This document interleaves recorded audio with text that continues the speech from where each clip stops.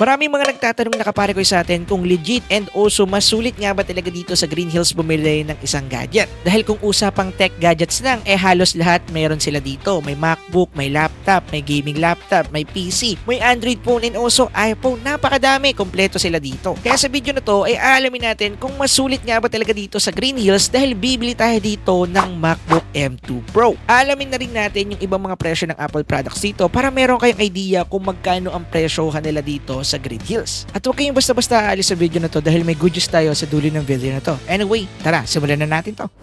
Now, to be specific, yung pipiliin ko na MacBook model kapare ko is MacBook M2 Pro. Kasi based sa needed ko pagdating sa laptop in terms of editing and also coding kapare ko, nakita ko na yung MacBook M2 Pro yung isa sa may pinaka-capable na performance para dito. And yung variant nga pala na pipiliin ko is yung 13 inches lang na 256GB internal storage. And yung SRP ng gantong variant na needed ko is nasa 80,000 plus pesos kapare ko. Pero syempre, bago ako bumili sa Green Hills, nag-compare muna ako ng presyo sa iba't ibang mga store dito sa Philippines na kilala pagdating sa mga Apple product. Nandiyan ang Beyond the Box and also yung ating Power Mac. Chinek ko yung presyo nila sa online, chinek ko rin yung presyo nila sa physical stores nila. At ito yung mga nakita natin at pag pinakompare natin siya sa presyo sa Green Hills, medyo malayo talaga yung diferensya. At ito yon. Pagdating sa website nila kapare ko, merong available na 13 inches na 256GB ang Power Mac at nagkakahalaga to ng 80,990 samantalang yung sa kanyang 256GB naman is nasa 90,000 pesos plus. Samantalang sa Beyond the Box naman kapare ko, meron din silang MacBook na 13 inches pero wala silang 256GB variant. Meron silang 512 variant at nagkakahalaga to ng 87,000 pesos. Mas mura to unlike dito kay Power Mac. Anyway, in the next day pumunta ako sa physical stores nila. By the way, yung pinakamalapit nga lang pala na physical store sa amin is yung Beyond the Box. At based na nakita ko sa website nila dahil nga mas mura to, sa Beyond the Box na ako pumunta at hindi na ako pumunta sa Power Mac. At ang nakapunta na ako sa Beyond the Box kapare ko, chinek ko yung kanilang variant na meron doon and nakita ko na meron silang 256GB internal storage at ang halaga nun sa kanila is nasa 80,990 kapag retail price ito. Pero kung bibilhin mo siya ng cash doon mismo sa store, nasa 74,000 plus lang to kapare ko. So ang laki nung binaba nun. Pero pagdating sa budget ko kapare ko, ligwak pa rin talaga yung ganung presyo sa akin. Kaya in the next day, pumunta na agad kami ng Green Hills at nagtanong-tanong ako doon kapare ko ng mga MacBook M2 Pro nila kung magkano yung kanilang mismong presyo. So yung iba medyo mataas, yung iba medyo mababa, pero yung pinakamababa na natanungan ko talaga ng MacBook M2 Pro nila is itong si Miss Tayan Gadget. So matatagpuan nga pala yung store niya dito sa loob ng Bridgeway mga kapare ko. Pagpasok niyo ng Bridgeway, kakanan lang kayo dyan and then leleft kayo dun sa dulo and then makikita na ninyo kapare ko yung logo ni Miss Tayan Gadget. Ayan o, Tayan Gadget, ang laki-laki niyan mga kapare ko. So kakarating pa lang namin doon sa shop, tinanong ko na agad kung magkano yung kanilang MacBook M2 Pro na 13 inches at 256GB at magugulat kayo sa presyo nila. Magkano nga nito, madam? 71,000 po. So narinig nyo na mismo kay Miss Tayan na 71,000 lang yung MacBook Pro nila. Pero meron pa silang last price or discount. Magkano yung last price nyo sa akin, madam? Bigay ko na lang sir ng 70. 70. Opo.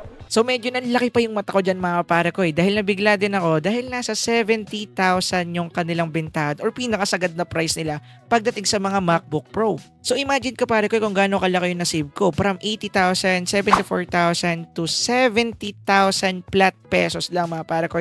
Nakasave tayo ng mga 10,000 or 4,000 pesos plus. So support ng video nito para kung wari seryoso lang tayo dyan. Pero interesado na talaga akong bilhin yan dahil napakalaki na nga ng discount. Sa lahat ng store na napuntahan ko, sila talaga may pinakamababa na binigay sa akin presyo. So habang nag-uusap kami sa presyo, nagulat ako dahil sinabi niya na meron pa tong freebies at ito yun. Freebies natin sir, bibigyan kita ng case. Ng case, okay. At saka yung screen protector po niya.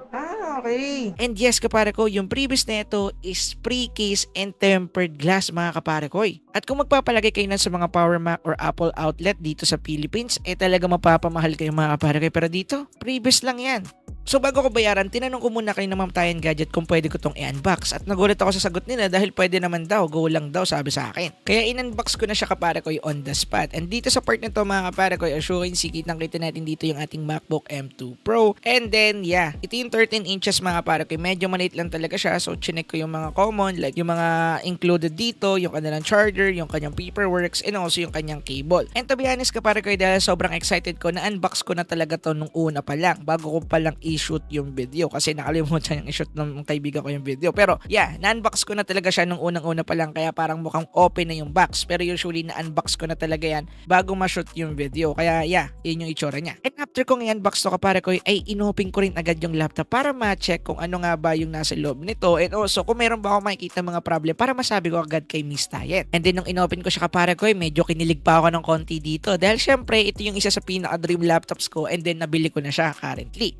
And then yeah, pag tingin natin dito wala naman siyang problema na setup procedure siya. Ibig sabihin hindi pa talaga na-activate itong unit na to. Ibig sabihin non-activated pa siya. Talagang brand new and sealed pa to kapare ko. At dahil makalikot si pare ko Steven Tips, inactivate ko na rin to kapare ko doon sa mismong store para ma-check up natin yung pinaka UI or interface itong ating mismong MacBook M2 Pro. After ko ma-explore at ma-check yung laptop kapare ko nagkausap na kaming dalawa ni Ma'am Tayen at nagbayad na rin ako. And by the way, marami na nga rin pala akong mga naging transactions dito kay Ma'am Tayen Gadget. Marami na akong mga nabili sa kanya. Yung last na binili ko sa kanya is yung iPhone 14 Pro Max na ginawa natin ng review before and then binenta ko lang din ulit sa kanila dahil yun lang din naman yung mga ginagawa ng mga kagaya kong yung tech YouTuber na kagaya ko na bumibili ng product and then binebenta din agad after ng review para mapaikot yung pera. So ang pinapoint out ko dito kapare ko ay trusted ko to si Ma'am Tayen. Marami akong trusted shop dito sa Green Hills pero pagdating sa mga brand new Apple product mga kapare ko ay kay Ma'am Tayen talaga ako 100% trusted. Dahil parang kumbaga sa akin siya na si Power Mac or kaya si Beyond the Box. Hindi yun bias mga kapare ko dahil hindi ako maglalabas sa malaking pera para bumili sa kanila ng product kung hindi ko alam na legit talaga tong shop na to.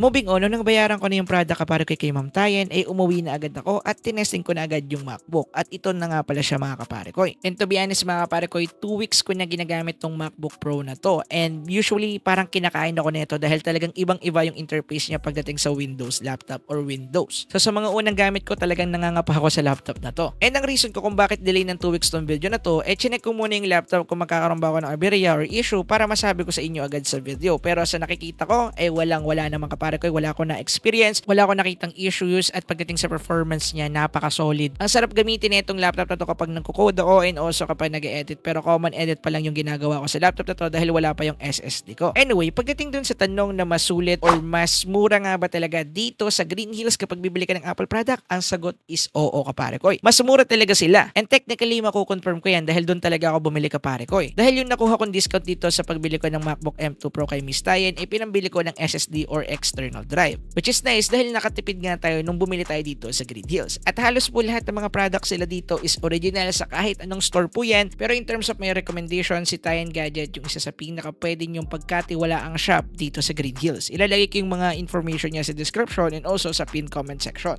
Moving on, kung gusto nyo rin bumili ng mga Apple products sa brand new at gusto nyo rin magkaroon ng pangmalakihang discount, masasuggest ko tong si Tayen Gadget. At matatagpuan nyo nga pala yung shop nila dito sa Green Hills, 2nd floor, Bridgeway. Hanapin nyo lang yung Tayen Gadget store dyan, makikita ninyo yan mga kapare ko. Pagdating sa mga product na meron sila dito mga kapare ko, hindi lang po iPhone yung binibenta nila. Meron din silang Samsung. Meron sila ditong Samsung S23 Ultra. Meron din silang Samsung Galaxy Z Flip 3, 4, and 5. Lahat yan mga kapare ko is brand new, available yan dito kay Miss Tayen Gadget. At pagdating naman sa mga Apple product nila mga pare ko, napakadami. Kung iisa-isahin ko, medyo mahihirapan ako. So magpa-flash na lang ako ng mga price list niyan sa mismong screen. Pero in summary, meron sila dito mga iPhones like iPhone 15 Pro Max, iPhone 14 Pro Max, iPhone 13 Pro Max, iPhone 12 Pro Max. Kung may brand new pa, meron sila niyan. Pagdating naman sa kanilang mga MacBooks, meron siya ditong M2 Pro na 14 inches. Meron din siyang M2 Pro na 16 inches. At meron din siyang iba't ibang mga variants ng MacBook Air. Pagdating naman kapare ko sa iPads, available na rin sa kanila. Meron sila ditong M2 chip, iPad Pro 11 inches, may 12.9.